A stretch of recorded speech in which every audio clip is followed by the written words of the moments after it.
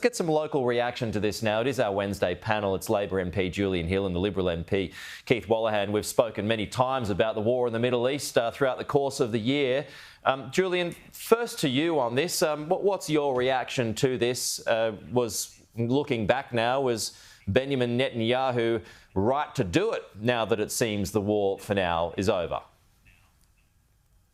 Well, any ceasefire, any cessation of hostilities agreed by all parties to that part of the conflict is welcome. It's what the international community has been calling for. It's what the United States, as we just heard, has been working towards. And that's a good thing. As has been said, there's a lot of detail still to be resolved, but let's hope.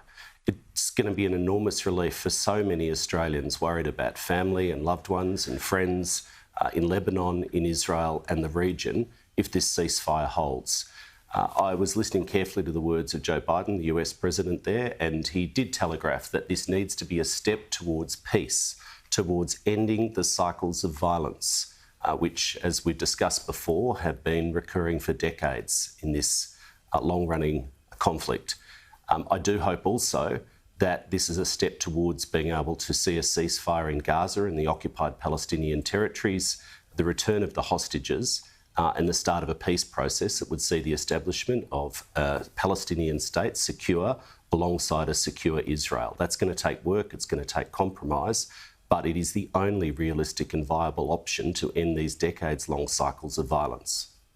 OK, Keith, let's start off with your views on this breaking news that Israel and Lebanon have accepted a US deal when it comes to a ceasefire. Let's start with your reaction. We welcome it, but let's see the details and let's see if it holds. We've often seen in many other conflicts where a peace deal is announced and it doesn't hold. So the test will be after the document is signed and whether there's goodwill and good faith on both sides. But there's an important point to note here. A peace deal is a negotiation, and you can either negotiate from strength or from weakness. And Israel has taken the decision to negotiate from strength. So they undertook several targeted campaigns against the senior leadership of Hezbollah. And that was very effective and has led to this moment. So it's important to note that self-defence isn't just a right to defend you. It is the pathway to peace when you combine that with resolve. And that's what we're seeing here.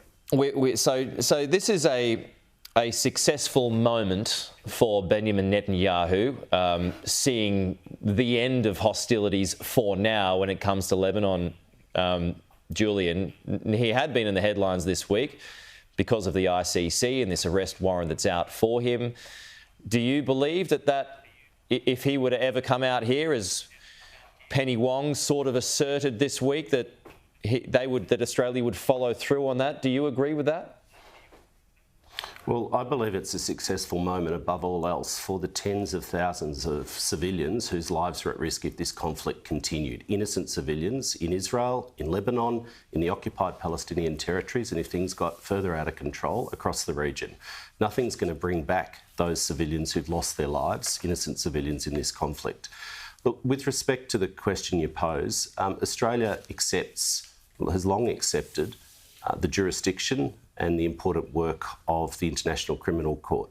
Australia benefits from international law, a system where no country, no state is above the law. And you'd also understand that it's not wise for any decision makers or government ministers, as the foreign ministers addressed in the Senate yesterday multiple times, to speculate on hypotheticals. But I would make the point that we will apply international law and accept the court's jurisdiction, and will do so in a way which respects international law, not play domestic politics. Do you think, Keith, that we should pull out of the ICC? I mean, Alexander Downer said as much in his interview with Chris Kenny here last night. Tony Abbott also saying that it's not what it was when he initially signed up to it. We signed up to the ICC, and it's an important institution. It's one that we then codified in the Commonwealth Criminal Code in section 268. So we should always look at an institution to see if it has been politicised, because we are a sovereign nation and it's our laws that matter. So I think it is time to have a look at it, but that's not to pass judgment on what we do in the future. But as a sovereign nation, we're entitled to look at it again. And there are some serious concerns here. The whole architecture of the Rome Statute was complementarity, which is what Australia Australia did. We enacted our own laws and we tweaked them in a way that was suitable for us.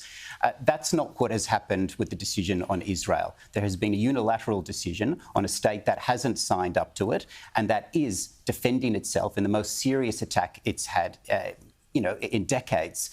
So we are worried about that. We also have obligations under the Vienna Statute, and there is some conflict there. So as the Prime Minister of a democratic nation, I am disturbed about this discussion that we're going to arrest a Prime Minister of a democracy as soon as they step foot in Australia. That does concern me. Well, Pete, I just want to pick up even on if he were to come out here.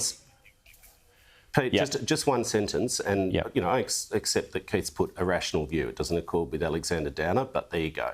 But I'll make that point. There's this false binary being set up in parts of the media that somehow just because you're a democracy, that there's an implication you're above international law. That's just simply wrong. No country is above international law if you agree with the jurisdiction of the court and if you agree with the principles of international law. To be blunt, Israel is not above the law. No democracy is above the law if you sign up to these processes, as we do.